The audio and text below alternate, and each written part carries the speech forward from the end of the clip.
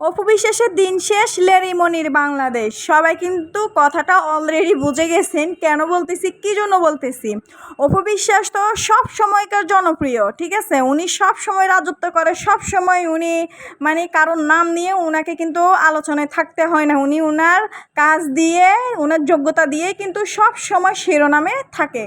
কিন্তু এসব লেরিমনিদেরকে শিরোনামে আসার জন্য আরেকজনের নাম ব্যবহার করে তারপরে আসতে হয়। কেননা এসব বস্তি মার্কার লেরিমনি, এসব পরক্রিয়া করার লেরিমনি, ভারবাতারি নারীদেরকে কেউ শিরোনামে রাখতেও চায় না। তো এরা কি করে, হুট করে এই শিরোনামে আসার জন্য একজনকে খুঁচিয়ে, তাও যেমন তেমন মানুষকে না, যাকে খোঁচালে আলোচনায় আসতে পারবে, শিরোনামে আসতে পারবে, তার পিছিয়ে লাগছে, তাকে খোঁচাই এখন পোস্ট করছে এই লেরিমনি।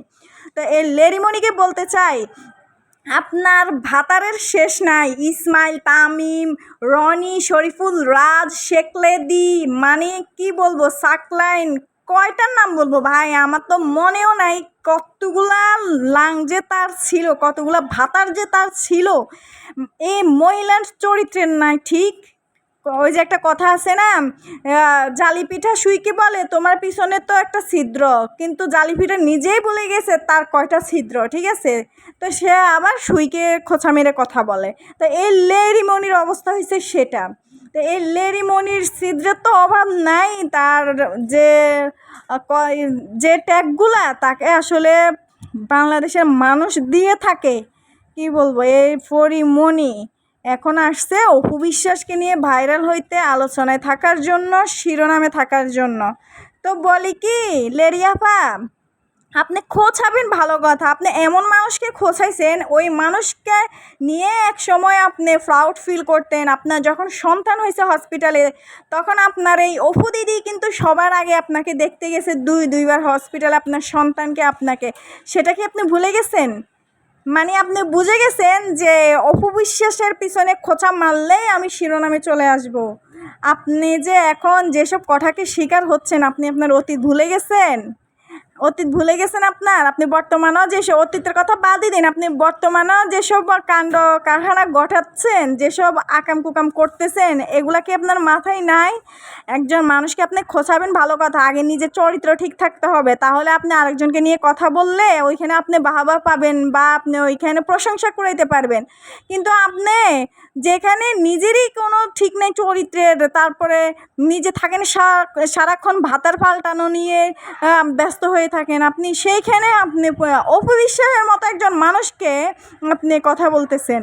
আমি মনে করি অপু বিশ্বাস যদি, এই যে ওনারা হচ্ছে শিল্পী, ওনাদের কোনো দল নাই, ঠিক আছে। ওনাদেরকে যখন যে দল ডাকবে তখন ওনারা কিন্তু যেতে বাধ্য, ওনারা যাবে, কাজ করবে, এটাই স্বাভাবিক। তো উনি 6 মাস হিন্দু, 6 মাস মুসলিম, বা উনি দল পাল্টায়, এগুলা আপনার মতো ভাতান্নির খারাপ কাজের চাইতে, ভাতা চেঞ্জ করেন যে, এগুলার চাইতে কিন্তু অপু বিশ্বাস যেভাবে একবার এক এক দলে বা তারা ডাকতেছে, ওইসব সমাবেশে তিনি যাচ্ছেন, এগুলো জাস্ট নর্মাল ব্যাপার। আপনার যেসব কীর্তিকলাপ, এগুলোর কাছে অপু বিশ্বাসের এটা হাজার গুণে নর্মাল ব্যাপার। আপনি কি মনে করেন, একটা খোঁচানি দিয়ে আপনার কীর্তিকলাপ, অপু বিশ্বাসকে একটা খোঁচানি মেরে আপনার এসব কুকীর্তি ঢাকা দিয়ে দিবেন? বাংলাদেশের জনগণ ভুলে নাই আপনার কুকীর্তি, আর কখনো ভুলবেও না। আপনার মতো মহিলাকে এখন যারা এই যে সাপোর্ট করতেছে, তারা কিন্তু এই যে ফরকিয়ার ভক্তরা এখন আবার আপনাকে নিয়ে লাফাচ্ছে। তারা হয়তো ভুলে গেছে আপনি ওই যে ফরকিয়ার রানীকে নিয়েও একসময় খোঁচা মেরে মেরে কথা বলছেন, তার বোনকে থাপ্পড়াইয়া দাঁত ফেলাই দিবেন বলছেন। এখন আবার তারা আপনাকে নিয়ে লাফাচ্ছে। কেন লাফাচ্ছে জানেন? ওই যে তারা খুশি আপনি অপু বিশ্বাসকে খোঁচায় কথা বলছেন, কিন্তু তারা হয়তো ভুলে গেছে আপনি যে তাদের ফরকিয়ার রানীকেও একসময় খুব ভালোভাবে বাঁশ দিয়েছেন, বুঝছেন। আর তারা এখন আপনাকে সাপোর্ট করবে এই জন্য, কারণ তারা পরকীয়ার রানী, পরকীয়া ভক্ত। এখন আপনি তো ওই পরকীয়ার মধ্যেই পড়েন, তাই না? আপনি তো তার 100 ভাগ উপরে, পরকীয়ার ব্যাপারটা যেটা, এটা 100 ভাগ উপরে আপনি ছাড়াই গেছেন। আপনাকে কি বলবো, এর জন্য নোবেল দেওয়া দরকার।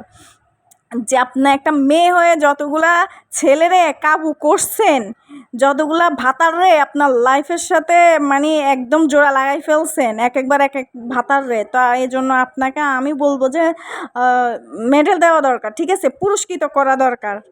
পরিমণি আপা ওরফে লেরি আপা একটু নিজের ব্যাপারে আগে সচেতন হন, তারপর অন্যকে নিয়ে কথা বলবেন। ওকে।